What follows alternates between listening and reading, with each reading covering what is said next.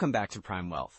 Today, we're diving into a fascinating topic that might just open up a new avenue for your financial journey. Absolutely, Jordan. We're talking about domain flipping. The art of buying low and selling high, but in the digital world. It might sound a bit niche, but it can be a lucrative side hustle if done right. Right? It's like real estate, but without the heavy lifting. So we'll explore how to identify valuable domain names, the steps to acquire them, and of course, how to flip them for profit. And we'll share some real-life examples, tips on avoiding common pitfalls, and how to assess a domain's worth. It's all about making informed decisions and leveraging opportunities that fit your lifestyle and goals. Exactly. Plus, we'll talk about how this can complement your overall financial strategy, especially for those of us over 40 who are looking to build long-term security. Yeah, it's about finding that balance, right? This isn't just about making a quick buck. It's about creating sustainable income streams. So whether you're tech-savvy or just curious about the digital marketplace, there's something here for everyone. Let's jump right in and start uncovering the basics of domain flipping. Alex, when we talk about domain flipping, it might seem like something only tech-savvy folks engage in, but I think it really taps into this broader concept of investing wisely at any stage of life, especially for people over 40. Absolutely, Jordan, and I think it's important to highlight why this matters right now. Many people in this age group are starting to think seriously about retirement, right? They want to make sure their financial future is secure, and that includes looking at alternative investment avenues. Right. And with inflation being what it is these days, traditional savings accounts just aren't cutting it anymore. The value of money is changing so fast, so folks are looking for ways to grow their wealth more aggressively. Exactly. Think about it.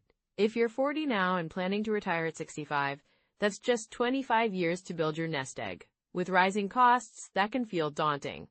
Domain flipping can be a way to diversify your income, especially if you've got some capital to start with. Yeah, and I can see how it appeals to people who might be looking for a side hustle too. It's not just about flipping houses or stocks anymore. Domains can be a lot more accessible. Sure, and there's also this emotional aspect to it. Many people over 40 are juggling multiple responsibilities. Maybe they have kids in college or aging parents to care for. The idea of having additional income through domain flipping can provide a sense of security. Absolutely. It's like having a safety net, right? And it can be empowering to take control of your financial future. I've heard stories of people who bought domains for just a few dollars and turned around to sell them for thousands. It feels less like gambling and more like a calculated investment. Right. And it's fascinating to look at the numbers. A few years back, a domain like voice.com sold for $30 million. That's an extreme example, but it illustrates the potential. The market can be unpredictable, but with the right strategy, there are definitely opportunities out there. And it doesn't have to be about hitting the jackpot, either. Even smaller gains can add up over time. I think a lot of people underestimate how much they can grow their wealth through smaller, consistent investments. Exactly. Sometimes it's about finding a niche market. Like, if you have a passion for gardening, you might look for domains related to that. It makes the whole process more enjoyable and personal. Right, and it's also about understanding the market trends. For example, during the pandemic, we saw a surge in online businesses and e-commerce. People were looking for creative solutions, and that opened up a whole new realm for domain flipping. Yes, that shift has created a lot of opportunities. If you identify the right niche or the right keywords, you can buy low and sell high, just like any other investment. But it does require some research and understanding of what's trending. And for people over 40, they already have a wealth of experience and insights that can be valuable in this space. They know what consumers are looking for, what industries are growing, and that can give them an edge. That's a great point. Plus, there's something to be said for having a longer-term perspective. Many younger investors might chase quick profits, but someone in their 40s or 50s might be more patient, willing to hold on to a domain for a few years until the right buyer comes along. Exactly, and I think that patience can really pay off. It's about playing the long game. It's also a chance for people to get creative with their investments. It's not just about the money. It's about finding something that resonates with them. Right. And speaking of creativity, consider how many businesses are now looking to establish an online presence. If you can grab a domain that aligns with a trending business model or a popular industry, You're positioning yourself well for potential buyers down the line. Yeah, like if you secure a domain related to sustainable living or health and wellness, those trends are only going to grow as people become more conscious of their lifestyle choices. And let's not forget about the emotional side of this. Investing can be stressful, especially as you approach retirement. Domain flipping could provide a way to engage with investments that feels more accessible and less intimidating than traditional stocks or real estate. Absolutely. It can become a fun project rather than just a financial decision. And for people who might be feeling overwhelmed by their other responsibilities, this could be a low-stakes way to dip their toes into investing. Yes, and you can start small. Maybe you start by buying 1 or 2 domains that you think could be valuable. If it doesn't work out, it's not the end of the world. But if it does, you can build on that success. That gradual approach can really help build confidence too. Plus, with so many tools and platforms available today, it's easier than ever to research and buy domains. Right. And there's a community out there too. There are forums and online groups where people share tips and experiences. That can be really encouraging for someone just starting out. So there's definitely a lot to consider here. It's not just about making a quick buck. It's about creating a sustainable and enjoyable investment strategy. And I think that leads us perfectly into discussing some core strategies for getting started with domain flipping. Definitely. Let's dive into how someone can approach this effectively. So Alex, let's get into the nitty-gritty of domain flipping. What's the first thing someone should do if they're interested in getting started? Well, the first step is to understand what makes a good domain name. You want something that's memorable, easy to spell, and ideally has keywords related to a specific niche. Think about what people might type into a search engine. For example, if someone's looking for a local bakery, a domain like bestbakeryintown.com is likely going to attract more attention than something vague. That makes a lot of sense. And how do you actually go about finding these domains? You can start by using domain registration sites like GoDaddy or Namecheap. They have search functions that allow you to check the availability of names and suggest alternatives based on your keywords. Another good practice is to look at expired domains. There are tools like expireddomains.net that list domains that are up for grabs because the previous owner didn't renew them. Right, so you're essentially hunting for hidden gems. What about pricing? What's a good rule of thumb when it comes to buying domains? Typically, you want to keep your initial investment low. Aim for domains that are priced under $100, especially when you're just starting out. You can always find premium domains that are more expensive, but they come with greater risk. If you're spending a lot up front, you need to be sure you can flip it for a significant profit. I can see how that could be a slippery slope if someone isn't careful. Once they find a domain they like, what's next? After you've secured a domain, the next step is to determine its value. You can use appraisal tools like Estabot or GoDaddy's valuation tool, which can give you a rough estimate based on factors like length, keywords, and market trends. And how do you make a domain more attractive for resale? Great question. There are several ways to increase a domain's value. One is to build a simple website or landing page. Just a few informative pages can make it look more appealing. You can also focus on SEO. Optimizing the site for search engines can increase traffic, which in turn raises its value. So it's about showing potential buyers that it's not just a name, but it has real traffic and value. Exactly. You can also consider branding. If you can create a recognizable brand or logo around the domain, it makes it more desirable. Think about how much some brands can sell for, just because they have a strong identity. That's a smart strategy. Now, what about when it comes to selling the domain? How do you find potential buyers? You can list your domain on marketplaces like Flippa or Cedo, which cater to domain buyers and sellers. It's also helpful to network in online forums or groups related to domain investing.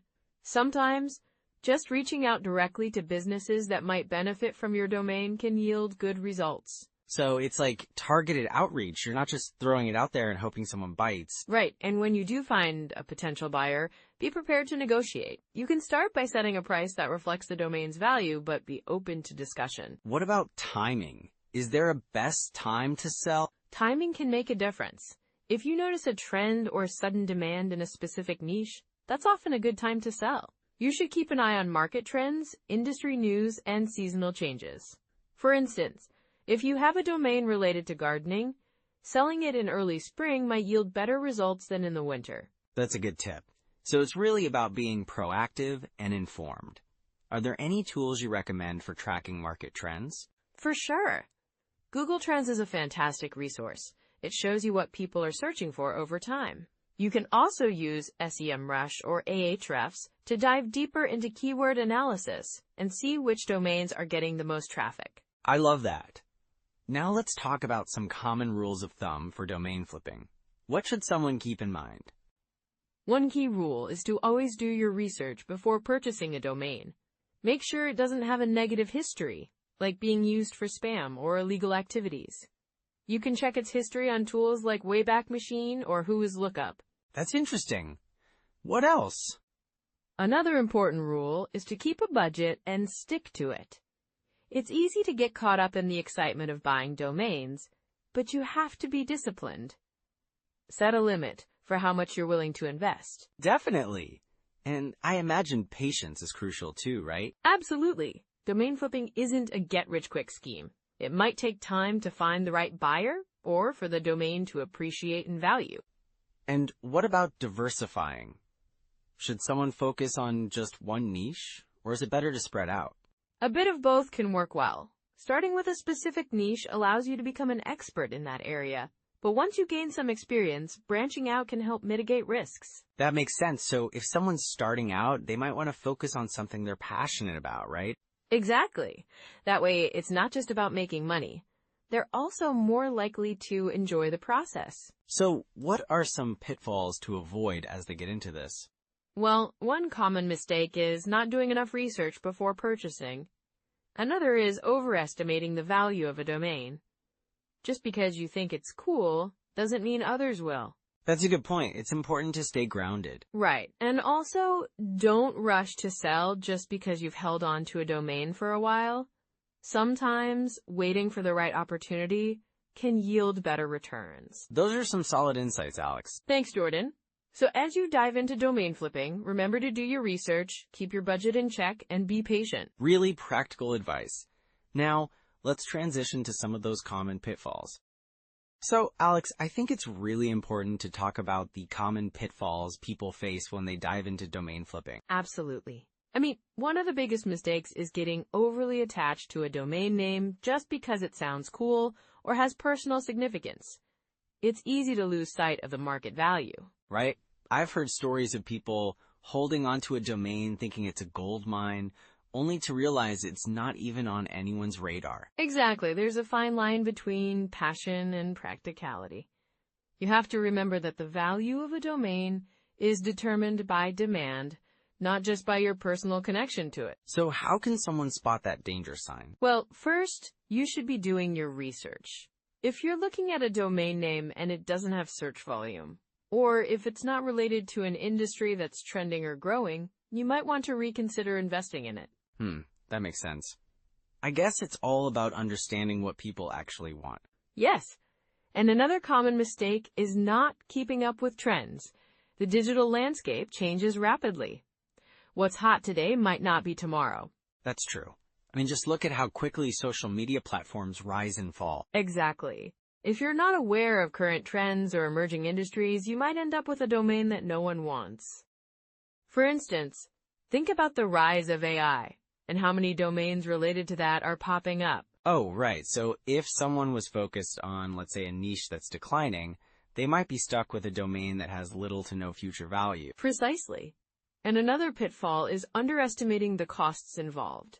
People might think it's just about purchasing the domain, but there are renewal fees, hosting costs, and sometimes even marketing expenses to consider. Yeah, I can see how those costs could add up quickly. Definitely, and if you're not prepared for them, it can eat into your profits. Speaking of costs, I've heard of people who try to flip domains for quick profits without investing in any branding or development.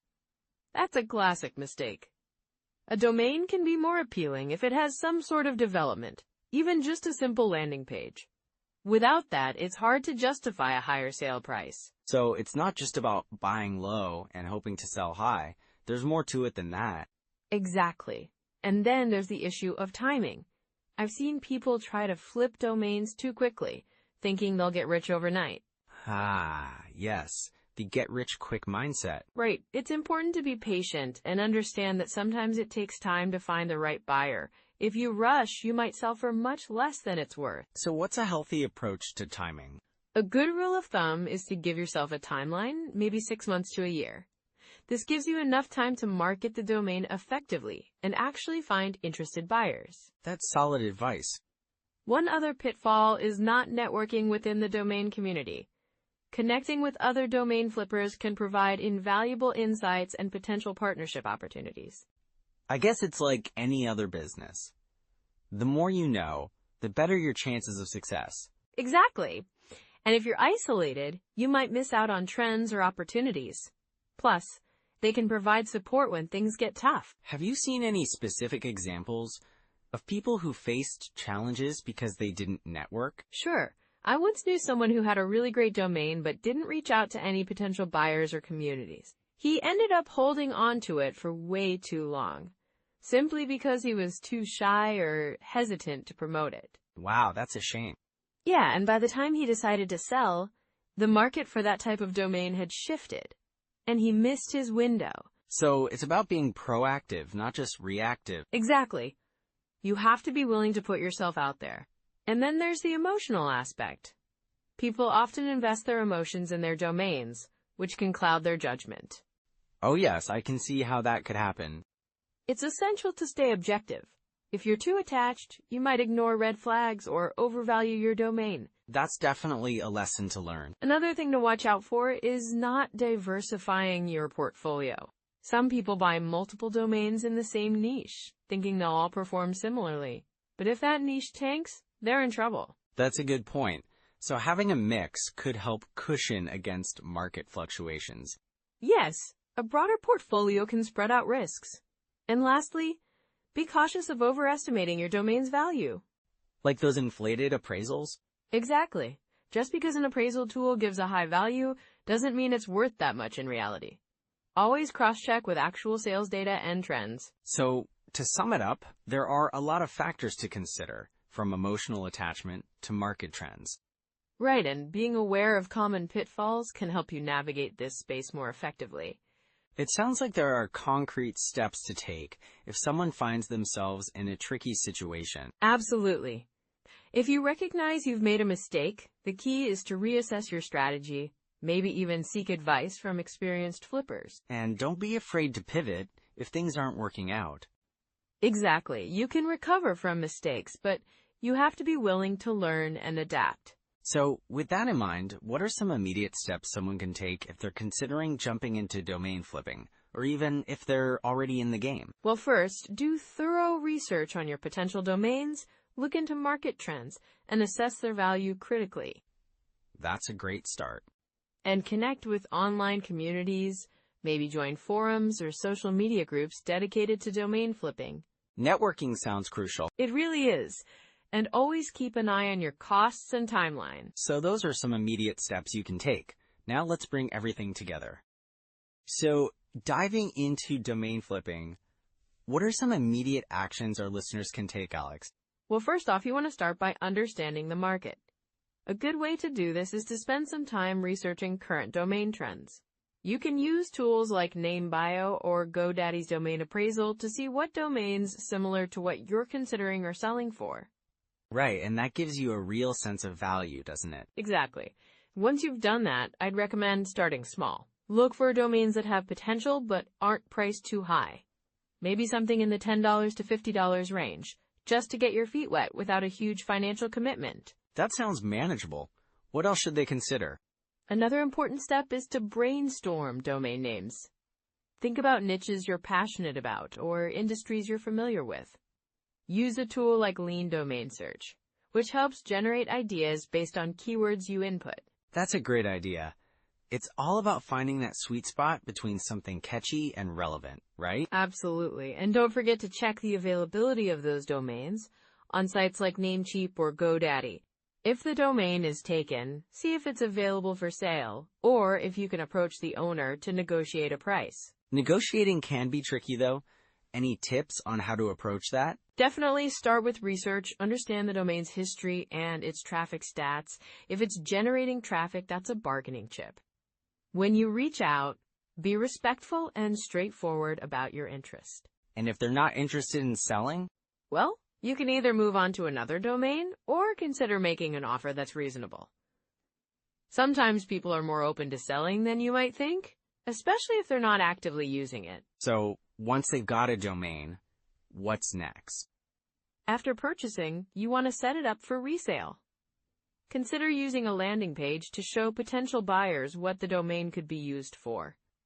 There are tools like Unbounce or Wix that can help you create a simple yet effective landing page. That's smart. It gives buyers a vision for the domain. Are there any platforms where they should list the domain for sale? For sure. You can use platforms like Flippa, Cedo, or Afternic. They have built-in audiences looking to buy domains. Just make sure you present your domain well. Provide clear details and potential use cases. And what about pricing? How do you set a price that feels right? Pricing can be tricky. You want to consider factors like the length of the domain, the keywords involved, and the market demand. Tools like Estibot can help give you an estimated value based on similar sales. That makes sense. So it's a mix of data and instinct, right? Exactly. And don't forget to keep an eye on your competition. If you see similar domains selling for a high price, you might want to adjust your pricing accordingly. What about some habits to build while diving into this domain flipping journey? Great question. Start by setting aside a specific time each week to focus on your domain research and management. Consistency is key. You might also want to keep a journal of your findings and ideas, tracking what works and what doesn't. That's a practical tip. Any apps or tools that might help streamline the process? Yes! In addition to those mentioned, consider using Google Trends to monitor interest in specific keywords or niches. This can help you identify which domains might gain value over time. And what about books or resources for those who want to dive deeper?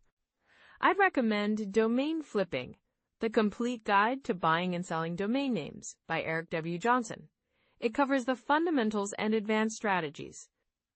Also, checking out online forums like NamePros can provide insights and community support. Community support sounds valuable. It can be reassuring to share experiences and learn from others. Absolutely. Networking is key. Attend domain conferences or webinars to meet other flippers. You never know who might have tips or opportunities to share. So, starting small, being consistent, and leveraging community resources sounds like a solid game plan. Exactly. And remember to stay patient. It might take time to see a return on your investments, but with persistence, you'll get there. And for those who might be feeling overwhelmed, it's okay to take it one step at a time. Right. Just focus on the next action step, whether it's researching, brainstorming names, or making your first purchase. So those are some immediate steps you can take. Now let's bring everything together. So, as we wrap up our discussion on domain flipping, let's highlight a few key takeaways. Right. First, one of the biggest points is the importance of research. Finding undervalued domains can really set you up for success. Exactly. And then there's that element of patience. Sometimes you might have to hold on to a domain for a while to see its true value. Yes, and don't forget about marketing. It's not just about buying and selling. You need to create visibility for your domains to attract buyers. Absolutely. And finally, it's all about the community. Networking with other domain flippers can provide insights and opportunities that you might not find on your own. I love that. Keeping those connections alive can really enhance your journey in this space. And remember, whether you're just starting out or looking to refine your strategy, domain flipping can be a fun and profitable venture. It really can. So as you think about diving into this world of domains, just remember to stay curious and keep learning. Yeah, and don't let any setbacks discourage you. Every experience is a learning opportunity. Exactly. If you found this episode helpful, please take a moment to like and subscribe, and we'd love to hear your thoughts in the comments.